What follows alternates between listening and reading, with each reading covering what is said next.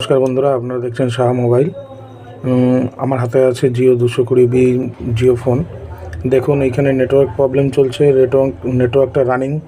তা চলুন দেখবেন নেটওয়ার্ক রানিং প্রবলেমটা আমি কী করে সারাই করছি।